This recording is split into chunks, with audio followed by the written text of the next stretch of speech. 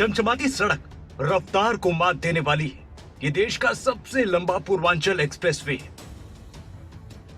पूर्वांचल के जरिए यूपी को बड़ी सौगात मिलने वाली है। लखनऊ से लेकर यूपी के गाजीपुर तक पूर्वांचल एक्सप्रेसवे तैयार है। यह तैयारी कितनी पुख्ता है, ये सुल्तानपुर में पूर्वांचल एक्सप्रेसवे पर लड़ाकू विमानों की गरज बता रही है। ये हवाई पट्टी सुल्तानपुर में बनाई गई। इस पर देश का कोई भी विमान आपात स्थिति में उतारा जा सकता है।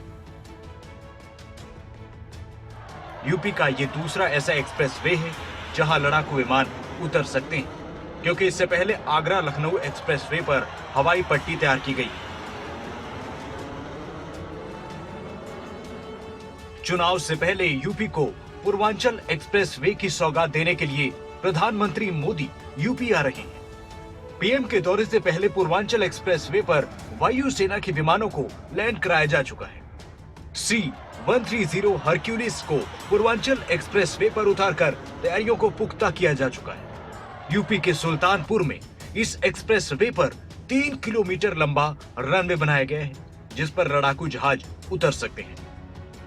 पीएम मोदी की मौजूदगी में एयरफोर्स के सुखोई 30 MKI जैसे विमान लैंड करेंगे। इस दौरान टच एंड गो ऑपरेशन के दौरान कई सुखोई और राफेल लड़ाकू विमान लैंड करते ही वापस टेक ऑफ करेंगे।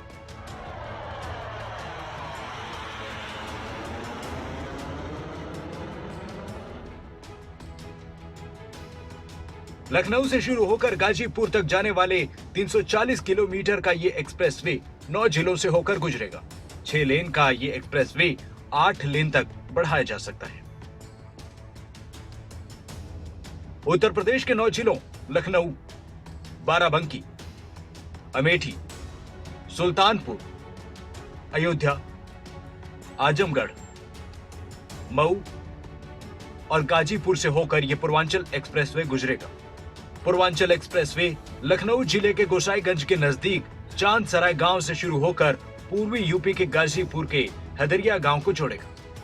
सरकार का दावा है कि कोरोना महामारी के बीच सरकार ने एक्सप्रेसवे को तय समय सीमा में पूरा किया है। प्रशासन और कार्यदायी संस्था के साथ बैठ करके 16 तारीख का कार्यक्रम पूरी भव्यता के साथ होगा। लोगों में उत्साह है, उमंग है और उस दिन कार्यक्रम के तत्काल बाद एयरफोर्स का एक एयर शो भी यहाँ पर होगा, क्योंकि यहाँ पर सुल्तानपुर के पास हम लोगों ने लगभग 3.5 किलोमीटर लंबी एक एयर स्ट्रिप भी यहाँ पर दी है।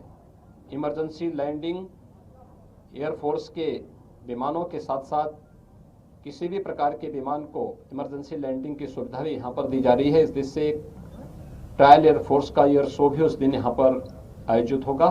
ये जहां आज भी समाजवादी पार्टी के कामों का उद्घाटन कर रहे हैं, आज जो एक्सप्रेसवे बनने जा रहा है और जो उद्घाटन होगा वो भी समाजवादी पार्टी की देन है। पूर्वांचल के विकास के लिए प्रदेश का और देश का बहुत बड़ा और सबसे अच्छा एक्सप्रेसवे है। शायद मुख्यमंत्री जी को एक्सप्रेसवे नहीं दिखाई दे रहा है जो अभी उद्घाटन करने जा रहे हैं। इससे पहले भी कुशीनगर में यहीं पर ये जो एयरपोर्ट का उद्घाटन हुआ है, ये भी समाजवादी पार्टी की देन है, जिससे कुशीनगर न केवल देश से जुड़ गया, अंतर्राष्ट्रीय स्तर से भी जुड़ गया है।